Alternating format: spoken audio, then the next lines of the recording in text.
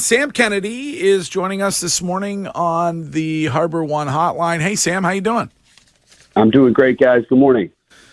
Just when I get down on this team, they go out and sweep the Yankees and go on a little 6-game win streak. I'm sure for you it's kind of the same thing. Is what you look at it and go, all right, where are we? And then they end up looking like they could maybe be a contender. How are you guys feeling at this very moment, Sam?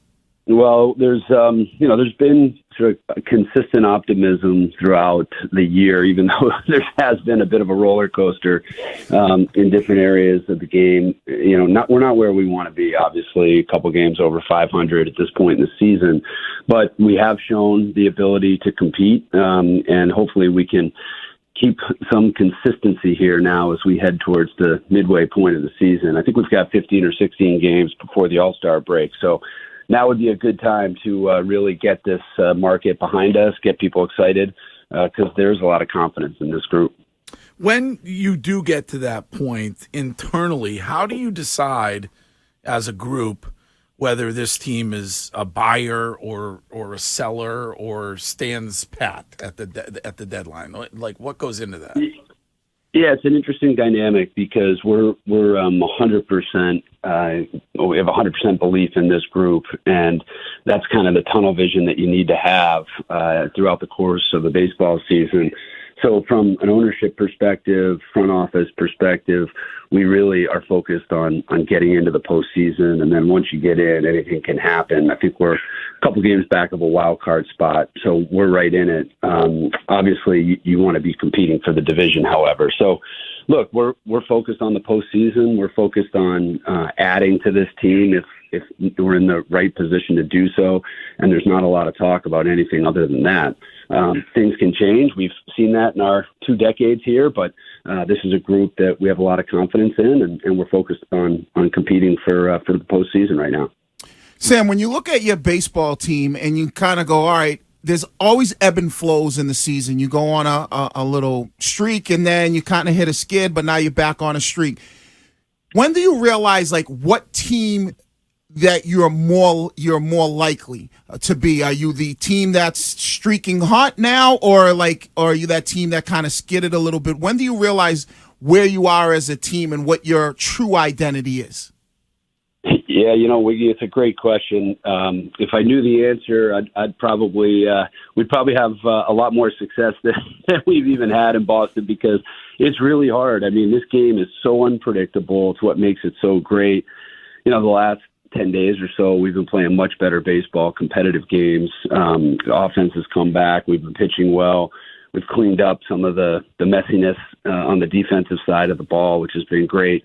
But then, you can go out and have some games that you say, geez, is this that same team? So it's a frustrating sport. It's hard to figure out at times. But look, I think, anytime you have an ownership group that is dedicated the amount of resources to the baseball team, you're in it to try and play baseball in October. That's the goal. That's the mission. That hasn't changed in 2 decades plus in Boston.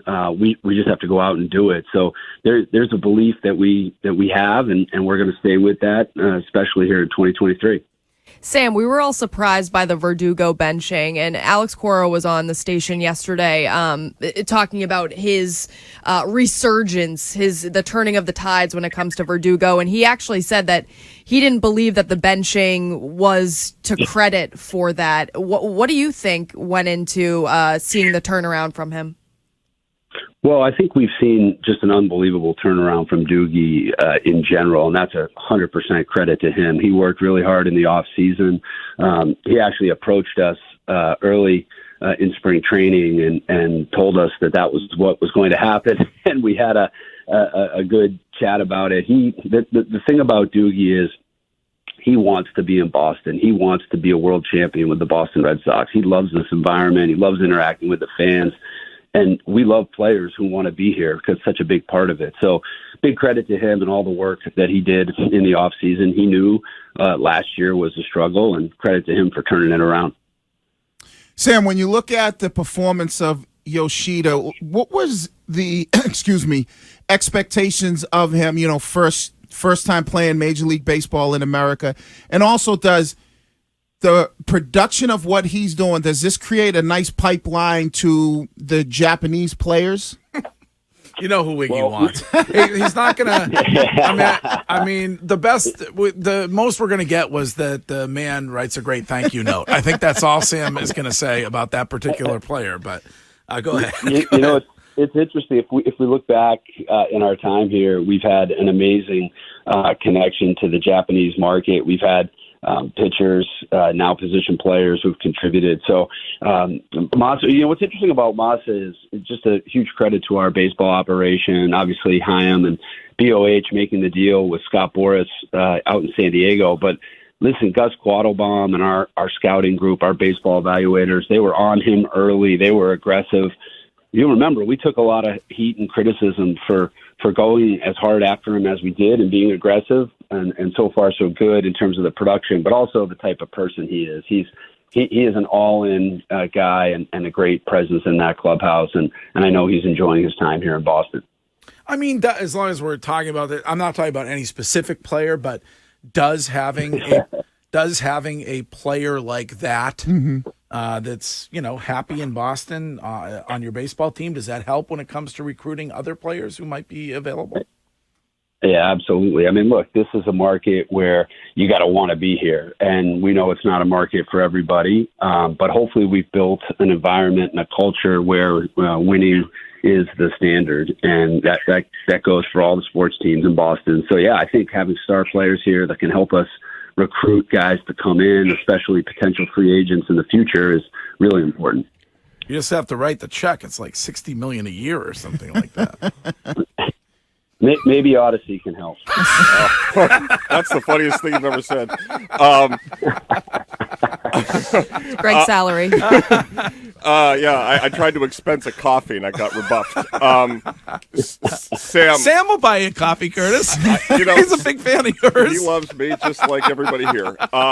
It's okay. I'm used to it. But you were talking about the team being aggressive and needing to add. Alex Cora last week, prior to the Yankees series with Joe Castiglione on EEI, was asked about the Yankees being without Judge, and Alex was sort of frustrated, saying, well, we're without Story. Everybody's got injuries here. So Story will be coming back soon. Why wouldn't the organization's approach be, we need to add now so that when we get Story back, we'll be an even better contender, as opposed to waiting to see what the team can do between now and the trade deadline?